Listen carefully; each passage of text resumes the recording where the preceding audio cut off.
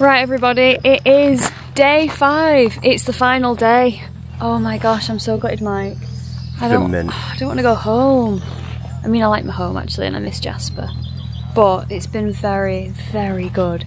What's the plan today, Mike? We're going to a Moto museum where they get cars, they store them and then just leave them full of dust. Yeah. So yeah, we're interested to see what that's about. Yeah, see if there's some absolute classics and gems there. That'll be quite interesting. And then we head to the Channel Tunnel, don't we, Mike? Yep. And how many miles do we have to smash out today, roughly? 850 kilometres. I'm not sure, about 500 and something miles. Yes. So yeah, we're going to need all your thoughts and prayers, especially for my back on the Panigale. But we'll see if it copes. So. Right, so if you want to come along with us and see the magic in the museum, is it a museum? Yeah, I want to say yeah. Yeah, because it's a motor museum. Then keep watching.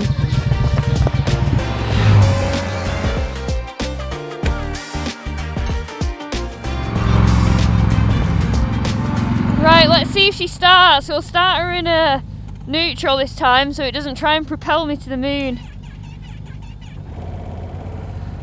When it's cold. Yeah, it keeps you on your toes, the Ducati. Will it start? Won't it start? You know it will start because it's a brand new bike, but... How many miles we done? It's just unsettling. 1008. We've done nearly 2,000 miles on this bad boy.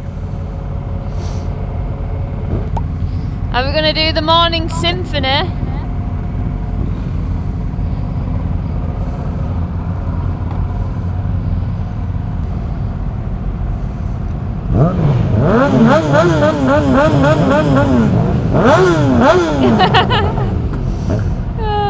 Don't worry, Ducati, I'll look after you. No heavy petting this morning for you.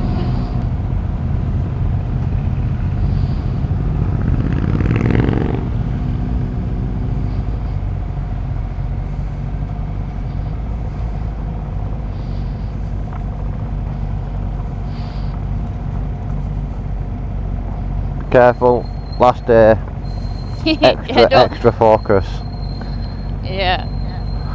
Squeak, squeak, Squeak, squeak. squeak, squeak.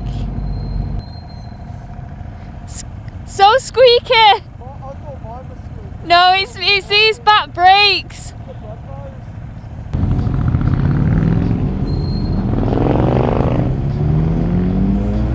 We're off. We're off, Mike! So we've got a few miles to smash out this morning, haven't we? Just one or two. Just one or two? Yeah, just one or two, yeah. We got from the middle of Belgium to Manchester. Won it.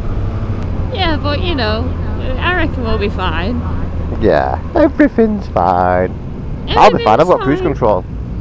You're on a sports bike. I have to say, when I was coming down here, the Ducati is quite buzzy and my throttle hand did seem to fall asleep quite a lot.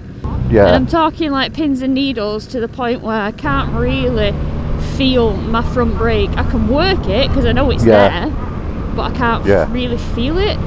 Yeah. So that'll be interesting because it is mainly when you do lots of motorway miles. How has your week been? Oh, the week's been amazing. I've really enjoyed it. There's not been a single bad day. We got to ride around Spa Franco Champs. Yeah. And shimmy. Yeah. But you know what I really love doing? I love riding through these rocks. Yes. I love how they just, like, the rock meets the ground. It's just so epic with a flag on top and everything. Like, just literally paved a road through the middle. Yeah, we didn't have an early night again, Kate. I know, we messed up. I mean, we had the best intentions. The hardest thing with this trip is getting yourself off to bed at a sensible time, so that, because it's that fun just having a laugh and a chat and a few beers in an evening, that you don't want to go to, you don't just want to disappear at 9 o'clock. No. Oh, just love it, Mike. My mum would love it here. Yeah, you should maybe tell your parents to, if they're passing, they should stop here.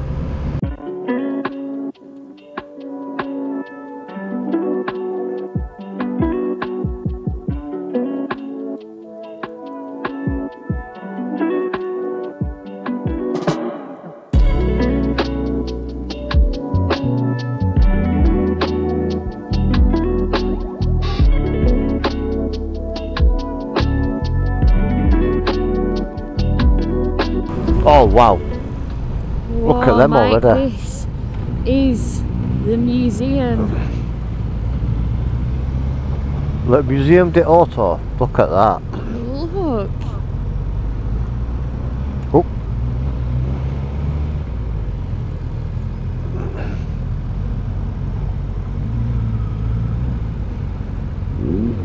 So it's been a pretty chilly ride this morning, but we've just arrived at, come on in, at the museum for automobile museum.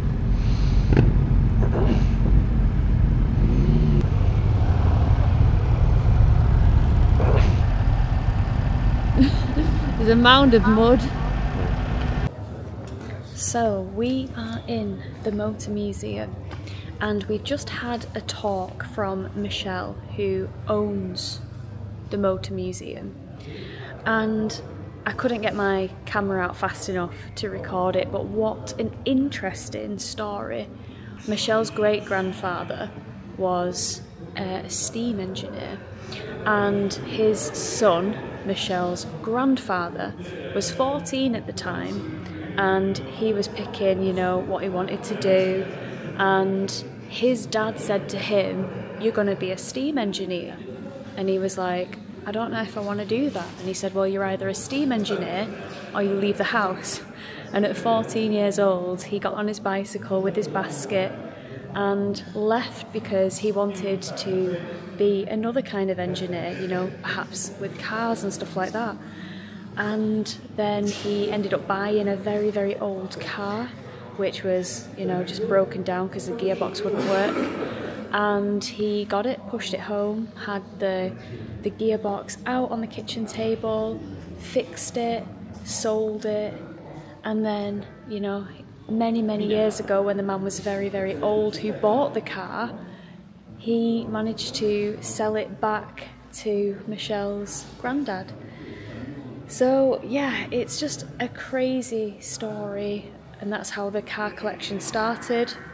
They have over, I think in 2015 when Michelle took over this place, there was 1,136 vehicles here, from cars, planes, bicycles, motorcycles, and the place is just absolutely full of, it's like a time capsule.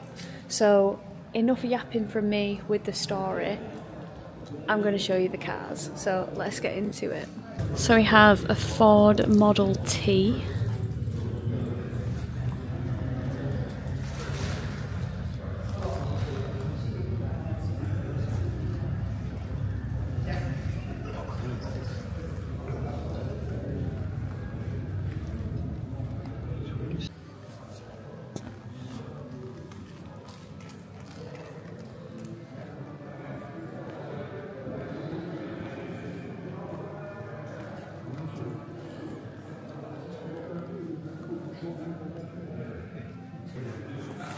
So Mike,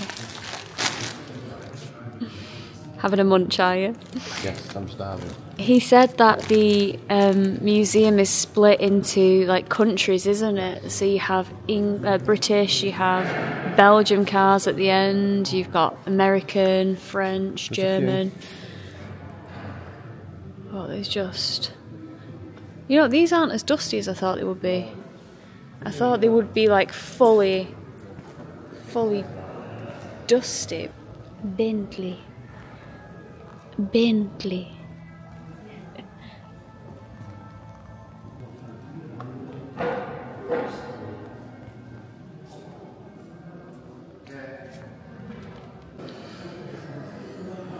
Obviously, I'd love to zoom in on all the little text bits for you guys to see, but there are so many vehicles here that it would be like a 3-hour episode or something.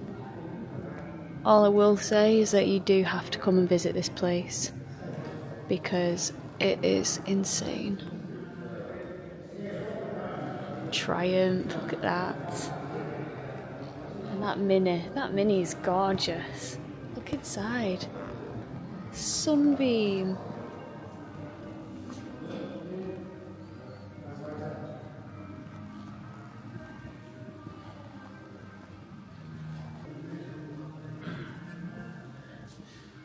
Oh, that's nice. That is nice. Oh, look at that, Mike. Look at that Merc.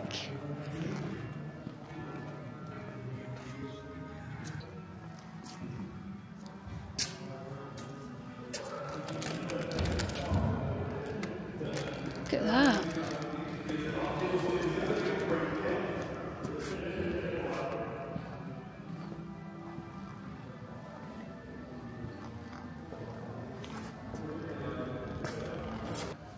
Wow. Oh, fire engine. It's a fire engine that looks like it could be from Chitty Chitty Bang Bang. What era was that filmed in? Like what time period? What? 1907. 1907, that is mental. Look at the wheels.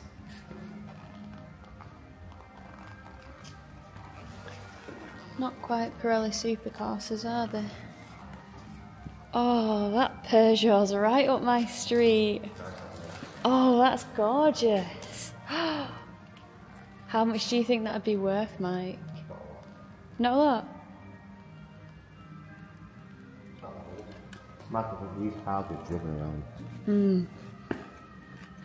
That looks like something that a goth would drive. Or a gangster with a Tommy gun. Or a gangster with a Tommy gun. Yeah, very true. Oh, now that is Chitty Chitty Bang Bang peak. Even got the luggage on the roof. It does. 1911. I feel like there's going to be a cage at the back, you know, with a child catcher. This is like a time capsule.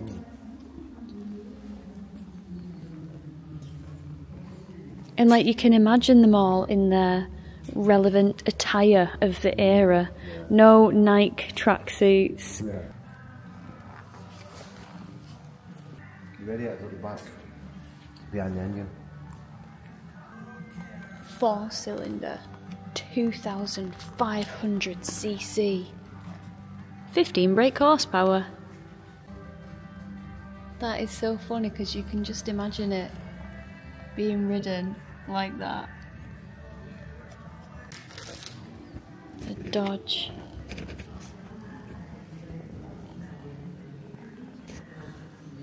Wow.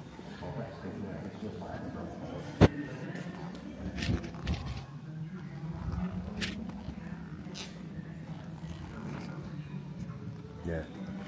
1965, 375 horsepower. This was like a rocket ship back then.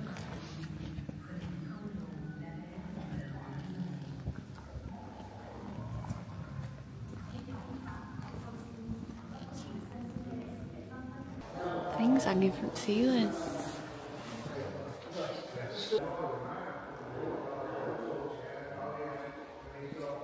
Wow, look at that.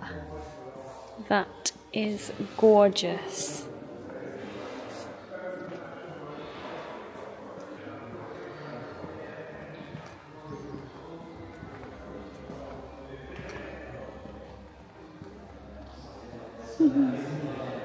Packed right in, aren't they?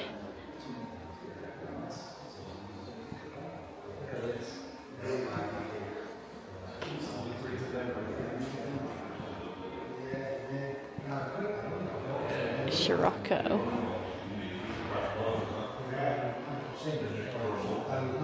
So cool. Oh, would you look at that and the Renault?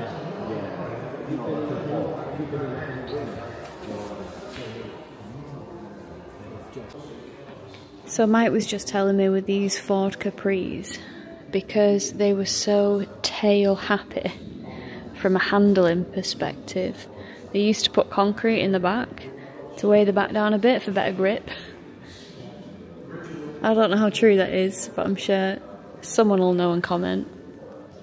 Look at these little whippersnappers.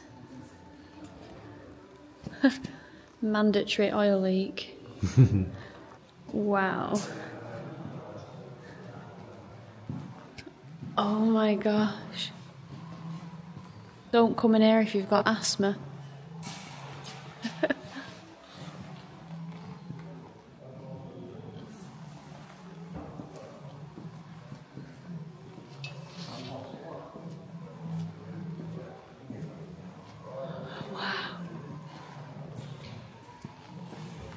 This is fantastic.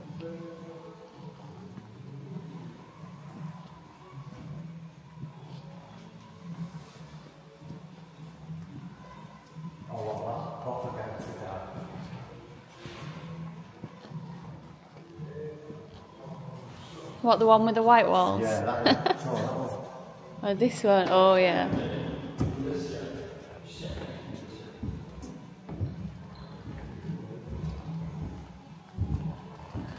What kind of car would you imagine the craze went around in? I don't know what year it is. Yeah, me neither.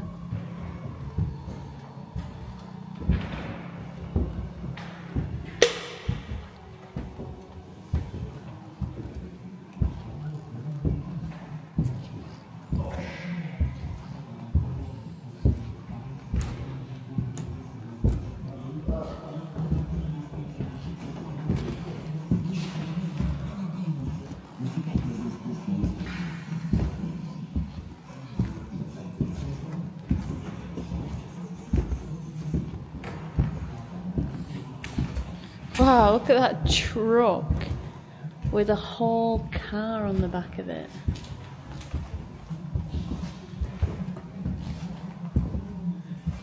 That is pretty gangster, to be fair.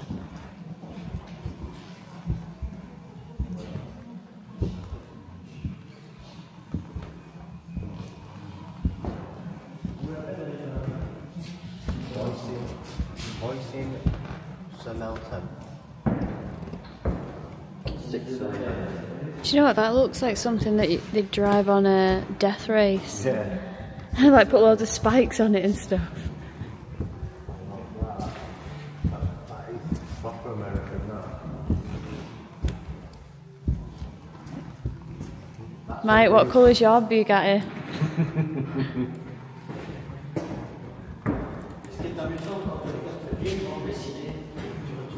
Mental. When you see American films, that's what you want to see.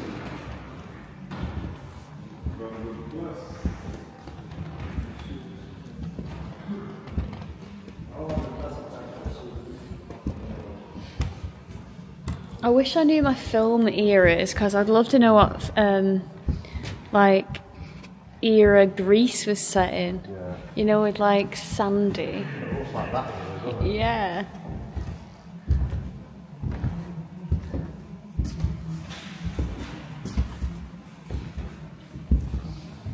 Wow.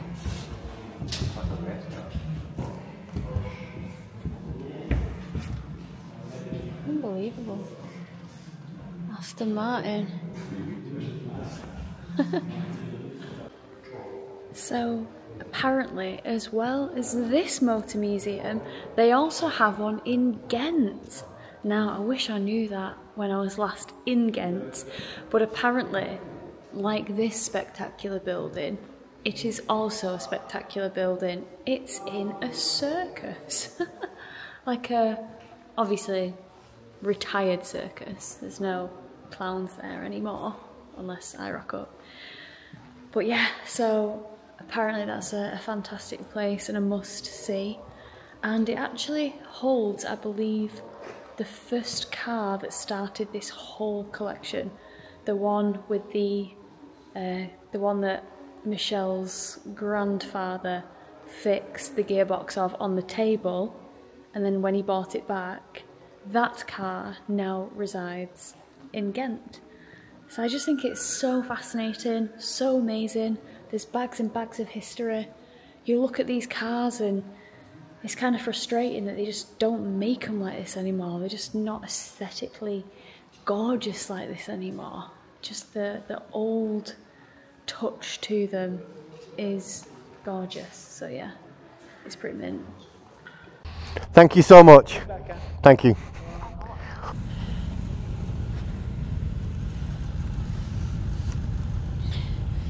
Well, Michael, it wouldn't be Belgium without a bit of rain. No, but it's only a little bit of rain. Just a bit. So we've just left the Motor Museum. What did you think of it? Oh my god, what an incredible place. You would just Good, not think that all of that is in there. Yeah, it's just like you drive down to a warehouse and it's just full. Full and to they're the lovely, brim. lovely people as well. Oh, lovely people. Yeah. Highly, highly recommend visiting it.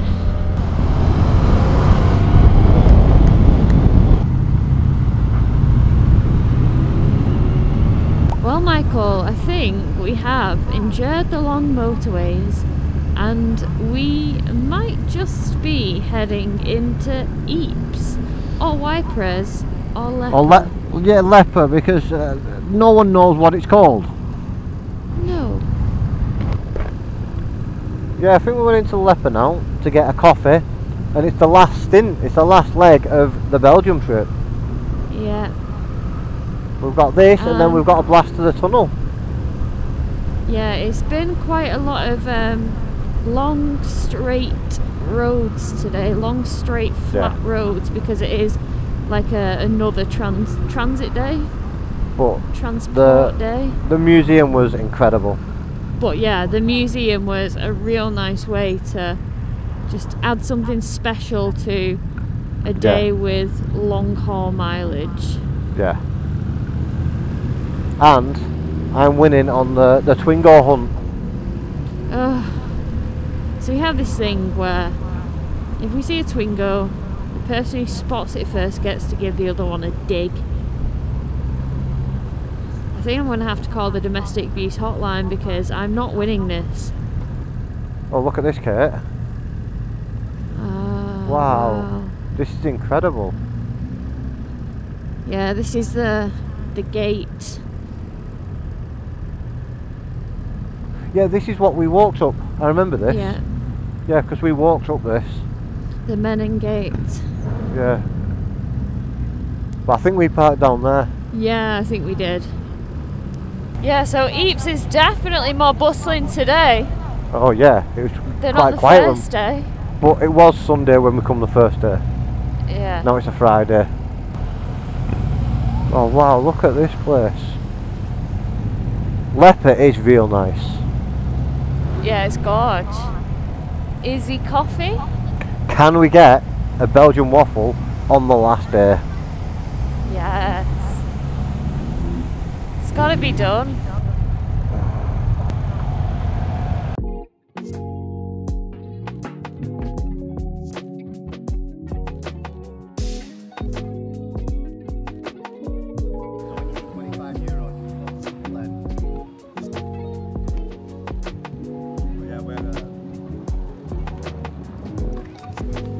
Oh no! No! Could have been bad, mate. 5-second rule, get it down your neck. Well, Mike, gracias.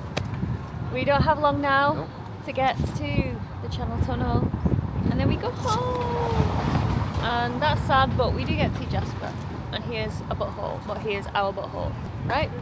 We will see you back on the road.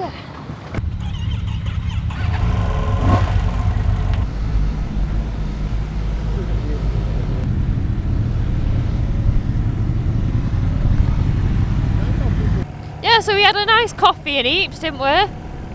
From Izzy. It was the only place we found that does oat milk for my weak bowels. The brownie was nice before it tried to evacuate the premises. So, What's been your favourite bit, Kate? I think going up the hill at Spa, it was very, very memorable. It's going to be cool putting it together on the edit. Yeah. I really enjoyed Shimmy for reasons we cannot discuss. Yes. Do you know what mine was? Go on. The after hours bits of sitting around and chatting to everyone and having a few beers and just having some food and 100%, that's been brilliant. Yeah. The banter's been mint. Yeah. Literally everyone has just ripped the piss out of everyone for 5 days straight. It's been mint. Basically, like, no one's took themselves too serious. They've all just been messing about. It's been really good. Mark J and Russ are all fantastic guides. Fantastic. They're just good people as well. And we've had a right crack on. We've had a cracking tour. I'm so cringe, aren't I? Yeah. The Suzuki's been absolutely faultless. Absolutely. Yeah, it's just munched it up. Munched up the miles, no drama, no stress. Dependable, fast, fun, and can fly around the corners with the best of them. The Panigale has shocked me, surprised me in levels and ways that I didn't expect. Same, I thought I would have heard you complaining for a week solid. And I've actually been gushing. Yeah. I really, really love it. I never thought I was suited to like the sports bike life because of the riding position, but honestly the slightly amended ergonomics of this thing, it's just a great road bike. It's got plenty cons to its pros, but ultimately still the riding experience is that good. I love it. It's up there with one of my top bikes. Right, we're back at the border. We're at Le Châtel.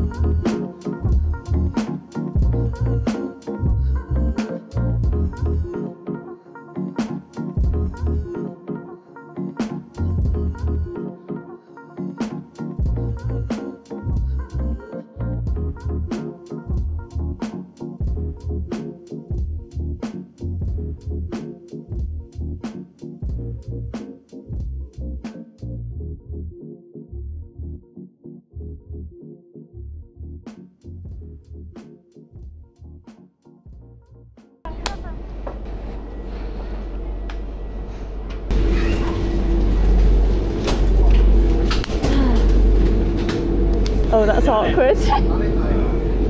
They're too hot to slap. Oh, sorry. We could high five, please. I thought it was Dutch. You look very similar to one of our guys. Well, Michael, we have arrived on the Channel Tunnel. Everyone is saying their goodbyes and giving each other handshakes. It's been a fantastic trip. Massive thank you to Kraken Motorcycle Co and Visit Bologna, the Belgium tourist board, for facilitating this trip and making it what it has been. So we have a crazy long stretch now back on the motorway, and we won't bore you to tears with it, so we'll end our day 5 here on the Channel Tunnel. We hope you've enjoyed the series, guys, and we will definitely catch you all on the next one.